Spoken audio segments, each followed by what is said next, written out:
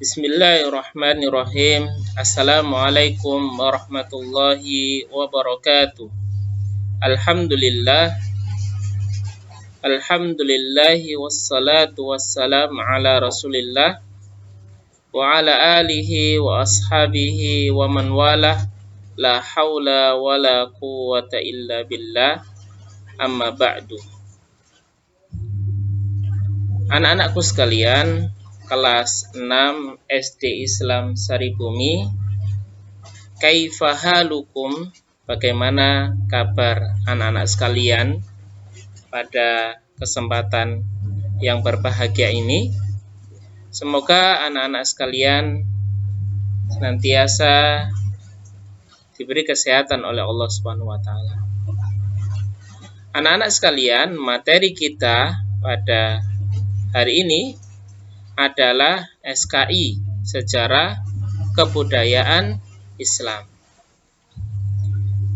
Seperti biasa, sebelum kita memulai pelajaran, kita terlebih dahulu berdoa kepada Allah. Semoga Allah Subhanahu wa taala memberikan kita ilmu, kemudian memberikan manfaat dari ilmu yang kita dapatkan. Allahumma alimna ma yanfa'una. Ya Allah, ajarkanlah kami ilmu, wanfa'na bima 'allamtana, dan berilah manfaat dari ilmu yang kita pelajari tersebut. Allahumma inna nas'aluka ilman nafi'a wa rizqan thayyiba wa amalan mutaqabbala. Ya Allah, aku minta kepadamu ilmu yang bermanfaat, rezeki yang baik, dan amalan yang diterima. Anak-anakku sekalian, kelas 6 SKI Sejarah Kebudayaan Islam, ini pertemuan perdana ya. Saya sampaikan terlebih dahulu materi-materi yang akan kita pelajari insya Allah di semester 1 ini. Yang pertama, kita akan membahas kisah keteladanan Ibunda Khadijah radhiyallahu anha. Ya, mulai dari masa kecil beliau sampai beliau wafat. Kemudian kita akan bercerita juga tentang kisah Nabiullah Ishaq alaihi salam. Dilanjutkan materi berikutnya di semester 1, kisah Nabiullah Ya'qub alaihi salatu wassalam. Dan tentunya akan banyak ulangan-ulangan, pendalaman-pendalaman materi yang anak-anak akan lakukan untuk mendalami materi tersebut agar benar-benar anak-anak menguasai materi tersebut. Berikutnya, materi yang pertama anak-anakku yang berbahagia, yaitu nilai positif dari kisah Ibunda Khadijah radhiyallahu anha. Ibunda Khadijah radhiyallahu anha adalah istri Nabi sallallahu alaihi wasallam. Ummahatul mukminin, ibundanya kaum mukminin, orang-orang yang beriman. Beliau memiliki kemuliaan yang sangat besar yang patut dicontoh oleh muslimah, seorang muslimah di dalam menjalani kehidupan ini agar mendapatkan kemuliaan sebagaimana Ibunda Khadijah radhiyallahu anha. Yang pertama, kita akan bahas nama beliau adalah Khadijah putri Khuwailid bin Asad bin Abdul Uzza bin Kushai bin Kilab al-Quraisy al-Asadiyah. Yang kedua, nilai positif Ibunda Khadijah radhiyallahu anha. Ibunda Khadijah tumbuh dalam lingkungan keluarga yang mulia, sehingga beliau menjadi wanita yang cerdas, tangguh, dan berperangai luhur. Sejak kecil, beliau sudah hidup di keluarga yang mulia. Yang ketiga, jalur keturunan Ibunda Khadijah bertemu dengan Rasulullah Shallallahu Alaihi Wasallam pada kakeknya yang keempat, yang bernama Kushai. Jadi, anak-anakku sekalian, termasuk adat kebiasaan orang-orang Arab, mereka selalu menuliskan dan mengingat-ingat jalur keturunannya sampai kakeknya yang ketujuh. Nah, Ibunda Khadijah dan Rasulullah SAW kalau ditarik ke atas, itu bertemu dengan kakeknya yang keempat, yaitu yang bernama Kushai. Yang ketiga, Khadijah, Ibunda Khadijah adalah wanita yatim piatu, ditinggal mati oleh ibundanya ketika beliau berusia 13 tahun. 10 tahun kemudian ayahnya pun meninggal dunia. Jadi beliau usia 23, tidak memiliki ayah dan tidak memiliki seorang ibu. Ya. Berikutnya, yang kelima, orang tua Khadijah meninggalkan harta warisan yang banyak. Orang tuanya meninggalkan peninggalan harta warisan yang banyak. Nanti kita akan lihat, anak-anakku sekalian, tatkala Khadijah radhiyallahu anha memiliki harta yang banyak, bagaimana Khadijah radhiyallahu anha bersikap terhadap hartanya.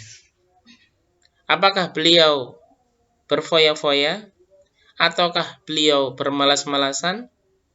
Ataukah beliau menggunakan hartanya tersebut untuk kebaikan-kebaikan? Dan beliau menggunakan harta tersebut untuk menolong orang lain dan sebagainya.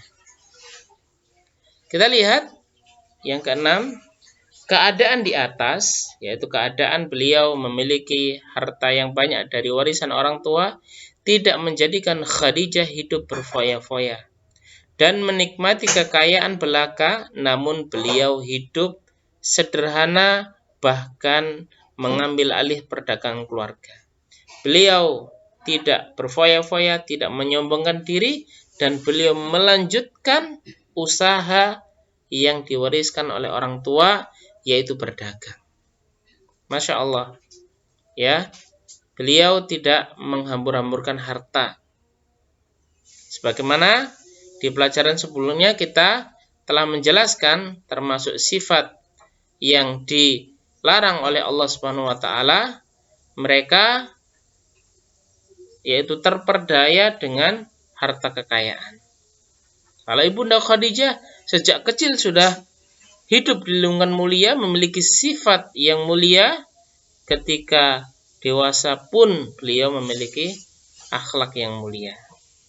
Yang ketujuh, sebelum Ibunda Khadijah menikah dengan Rasulullah, beliau sudah menikah 2 kali. Suami pertama bernama Abu Halah bin Zurarah At-Tamimi. Beliau dikaruniai 2 orang anak yang bernama Halah dan Hindun. Kemudian beliau meninggal dunia dan meninggalkan harta kekayaan yang banyak. Berikutnya suami kedua bernama Atik bin Aid bin Abdullah Al-Makhzumi. Namun tidak beberapa lama suami keduanya meninggal dunia dan meninggalkan harta dan perniagaan yang banyak. Insyaallah.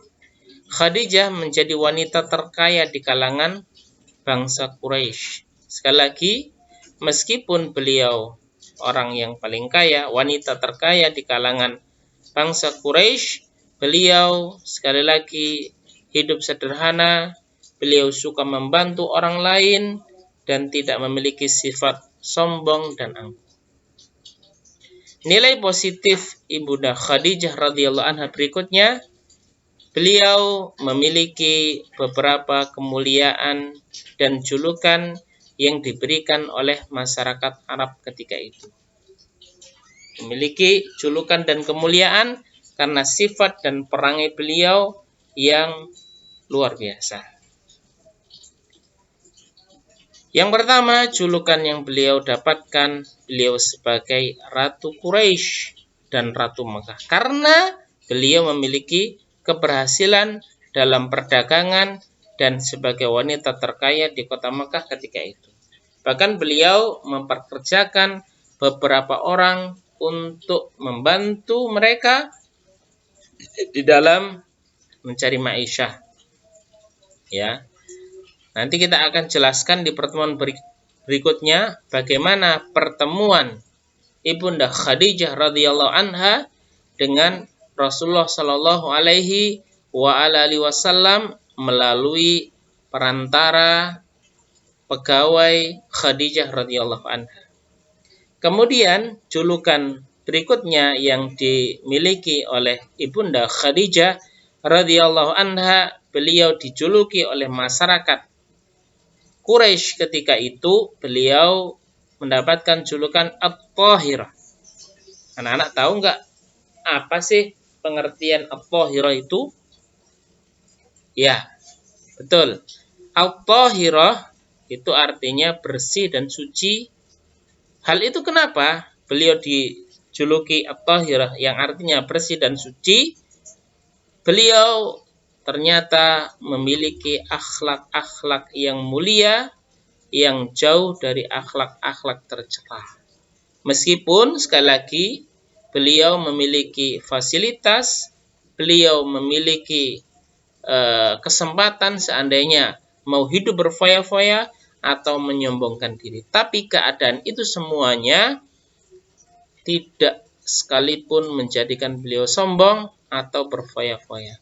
Sehingga akhlak beliau terkenal di bangsa Quraisy ketika itu memiliki akhlak yang mulia, jauh dari akhlak-akhlak tercela. Anak-anak, mungkin ini yang bisa Ustadz sampaikan dari nilai positif Ibunda Khadijah radhiyallahu anha. Insya Allah di pertemuan berikutnya kita akan sampaikan poin-poin nilai-nilai positif dari Ibunda Khadijah radhiyallahu anha. Wallahu ta'ala a'lam.